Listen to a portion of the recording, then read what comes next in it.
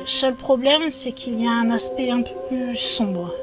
Des auteurs antiques, comme par exemple Diodore de Sicile ou bien Plutarque, vont accuser les Carthaginois lors de ces fameuses offrandes sur l'autel pour Baal-Hamon de faire des sacrifices humains en son honneur. Et même si cela ne correspond pas à un culte qui était très répandu, apparemment il y a eu quelquefois, oui, des actes individuels où des gens ont effectué des sacrifices par pur sentiment religieux.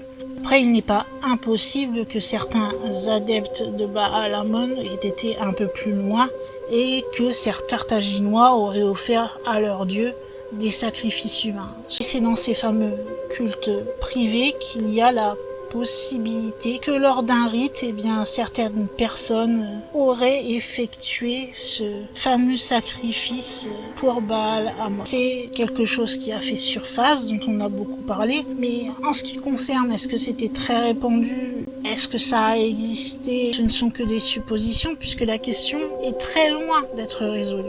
Peut-être est-ce vrai? Là où ça va poser un problème, c'est que on va retrouver près de certains de ces tophètes, donc de ces autels, des urnes avec des restes incinérés de nourrissons et de jeunes enfants.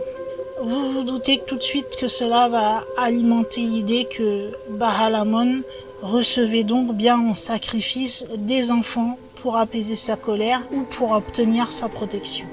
Lorsqu'ils ont vu l'ennemi aux portes, ils se hâtèrent de demander pardon au Dieu en sacrifiant 200 enfants choisis parmi les familles les plus importantes de la ville. À Carthage, il y avait une statue en bronze de Cronos, les mains tendues, la paume relevée et inclinée vers le sol, de sorte que l'enfant, reposant dessus, roule et tombe dans une fosse pleine de flammes.